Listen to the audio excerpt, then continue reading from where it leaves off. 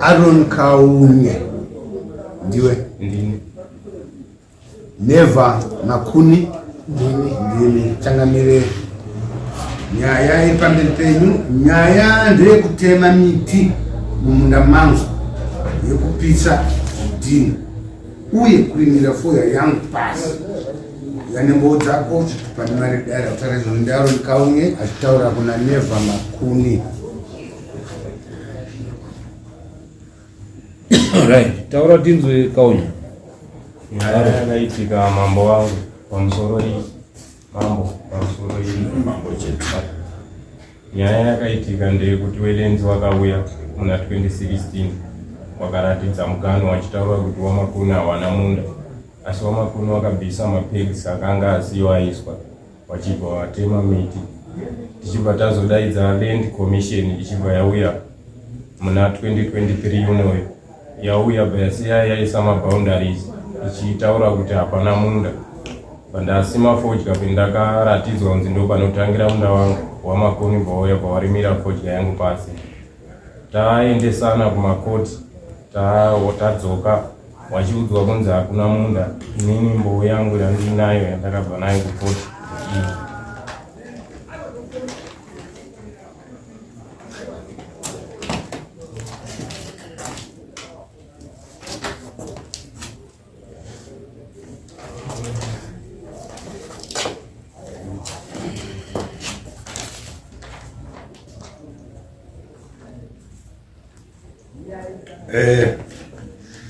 Neva Makuni ndiye akanga ari plaintiff panyaya yakatongwa kwaMajor Street muna November wapfuura. Ana Kaunye ari first defendant naAron Kaunye ari second defendant. Ruling a court, the application for a peace order is dismissed. Saka ise munda kaiti peace order aisirichi aina judgment yemunda kati uwe kutaura. Okay, endera womberi wawapedza here zvadaro iwo waitanzi warimira fodya yangu pasi waiti inini enda unomhanga kweunoda nekuti inini ndiri muofeti ndinorima ndinoda ndinogara pendinoda.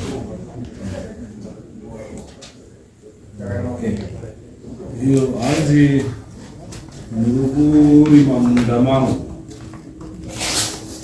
asi iye ari kutaura ipapo ndopatoonaweka ari kuti zvimunzi hapana munda. Saka pachezvake ari kuzvikontradicta. Ari kuti ndiri kurima munda mangu werenzi wakauya wakati hapana munda. Patonishamisa ari Neva akutonzi hatorina nemunda ipapo ndizvo zvataura. Hanzi hapana munda. Anoti kuti hana munda hanzi pari kunzi hapana munda. Sangisa nepapo zvichireva kuti hapana nechi ane munda wese. Musainterpreti wrong. Ndo zvazvo zvatoda kuti pajekezwe iye ari kupa statement ari kutaura kuti pamunda pangu werenzi wakauya wakati hapana munda. Wamakuni wamakuni wakanzi chi hapana munda wawo. Ndio pakanzi wamakuni hapana munda wawo asi ndi wako. Pamep hawatoripo namba yawo haitoripo pamep asi paground wari utori. Paground wari uripo pamep hapana namba yawo. Munda iwoyo uchinzi ndewani ndo zvatoda kuti establish. Ndewangu. Uchinzi ndewako pamep. Okay, chipindura msoro hii ndina angu zvandingataure mapepa angu aya.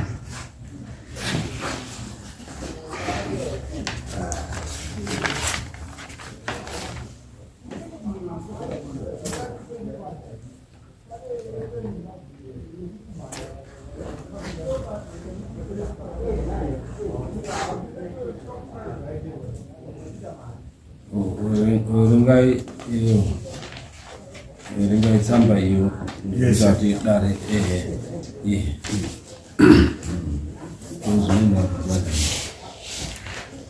Samba yakabva the acting chief lands officer.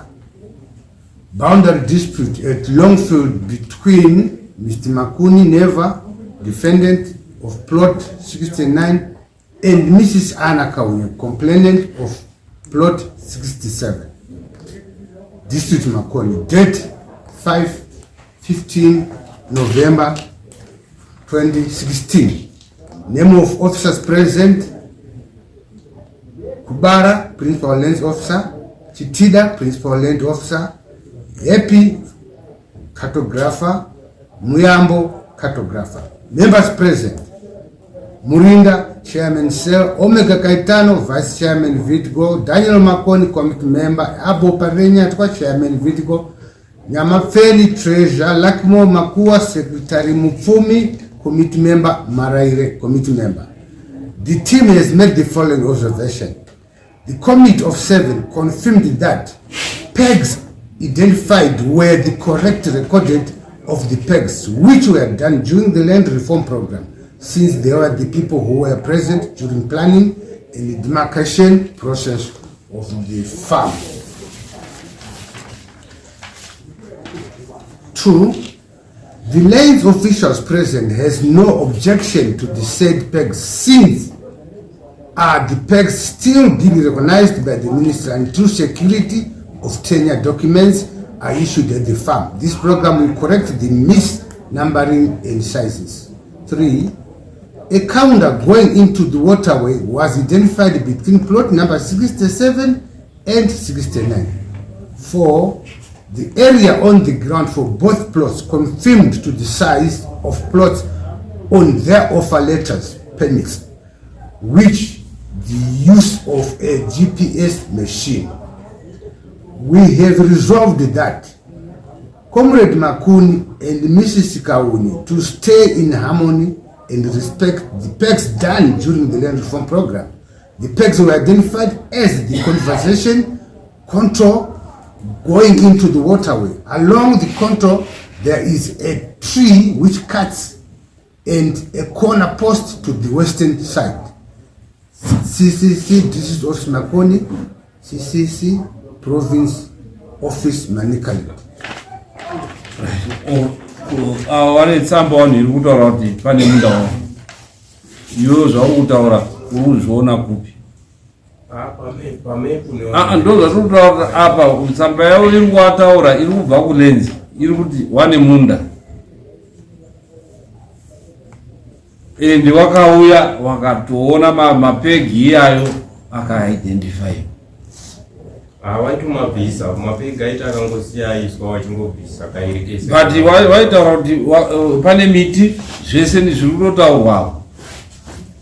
Kuti pane miti wakati, makondiwo akati, zvese zviri kutaurwa. Hapasi kungotaura zvepegi. Zviri kutoidentify nemiti nemakondiwo. Makondiwo angu chaiwo andinotorima inini itu. But iwe unto wakanzi hapana munda akato zvatiri kubvunza. Iwe kuti wakauya lenzi wakati hapana munda. Chokwadi. But apo wari kutaura kuti wane munda.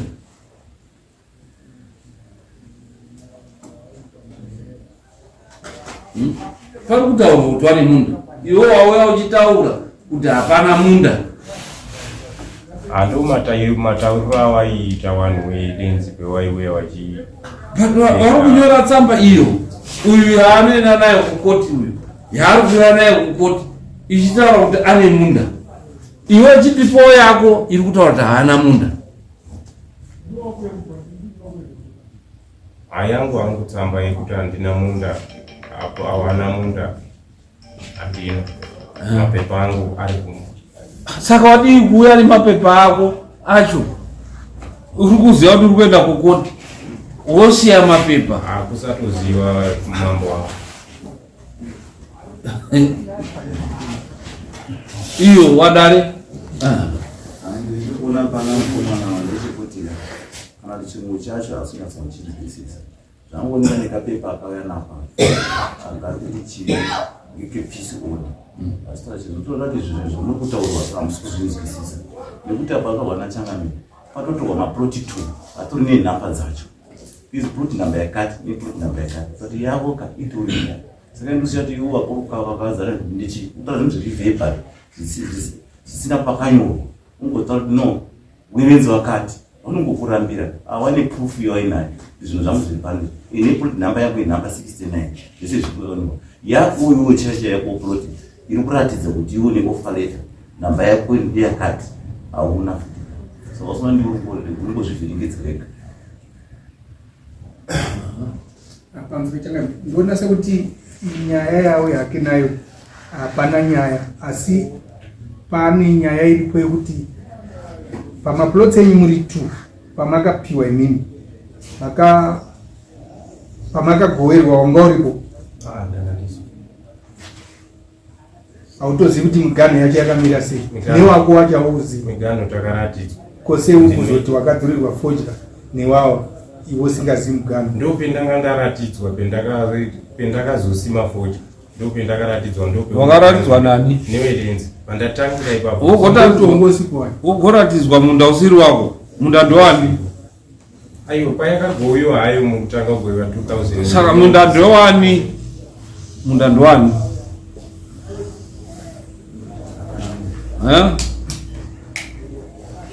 because tirikutaura 2016 wakanga uchiri mwana wanga usati watomboziva zvemunda by that time 2016 iwe munda wari kugara ndewani baba ndo wakaenda wachindoita madispute neyo ndo wamakaita here wachikuru wakaenda kudispute wakutaura wainatoa ndimbozi mai wavo ndo wandairara kukoti mai mbuya kaunye wakataurwa nelenzi kuti gumirai apa mbuya kwakusi kwenyu kwese kwamurikudza magadhi handi kwenyu ndekuwawawa ibvisai magadhi enyu wakabva wasiya magadhi aya saka ini ndakushamba wawana wakuto tiri kupada bedzi alright asiwo makarimira here fodya inge ari mani kupasi pamusoro akatanga kurimira fodya yomwe ndiwawa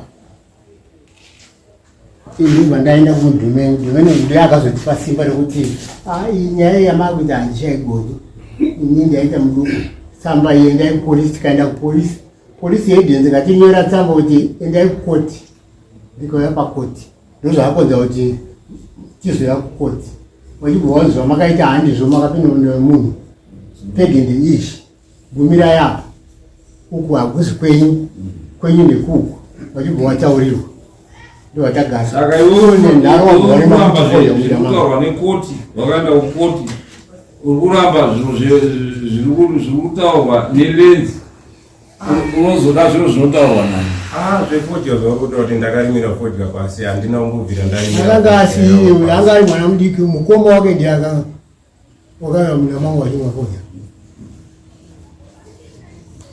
saka lenzi yakati pande pawo koti ikataura verenga judgment yekoti madzorera vaone aripo verenga judgment yekoti yekoti kwete yekoti yekoti judgment no judgment iyoyo ruling iyo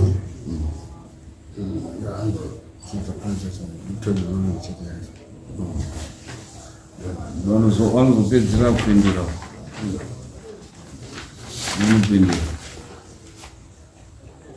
The lens officer visited the scene and prepared a report. The report was to the effect that both parties were to respect the pegs that were shown by the officials. The pegs were identified as the conservation contour going into the waterway.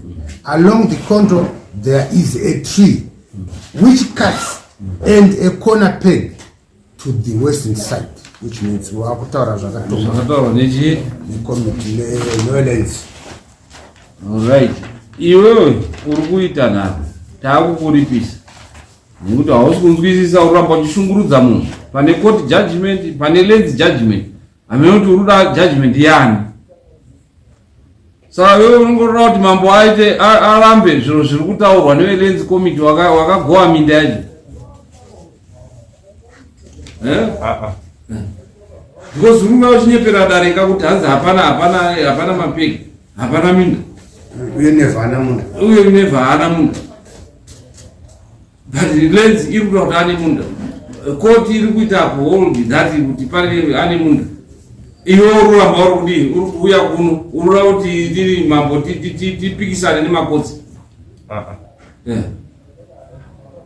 akutongodawo kuti tigadziriswe mambo wavo patika iyo hamusi kuvanzwisa here ndiuye panzvimbo kuti ndikunongedzerei zviri kutaurwa nemakotsi aya ndiuye panzvimbo uone ndo zvamuri kuda here kuti kondiwa hausi kuona hausi kuziridziwa ndiuye panzvimbo ndinongedze mobhadhara $50 ndoya pamunda ipapo ndikuratidzei makondiwa nemuti uri kutaura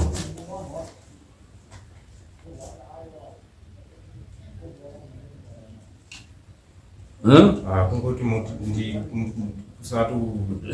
uchibhadharai $50 kana uri kuda kuti ndiwe ndikunongedzerei mobhadhara $50 ndoya ndokunongedzerai kana usinganzwisisi zviri kutaurwa nebepera aiwa ndazvinzwisisa mazvinzwisisa chachienda unogare zviri kutaurwa kuti nepisoda yekuti garai muri runyararo musaende kumunda kweumwe uyewo usaende kumunda kweumwe zviri imimi kana akanga auya achipinda pamunda penyu futi tatonga nyaya iyi hatichaitongi futi akanga auya taakungomupa judgment yekuti anofanira kuzonge achikubhisirai mombe imimi nemombe yedare yekuramba kuteerera zvinotaurwa nematare handiti chisimukai muenda kwete kundoramba uchinetsa makomureti okay right.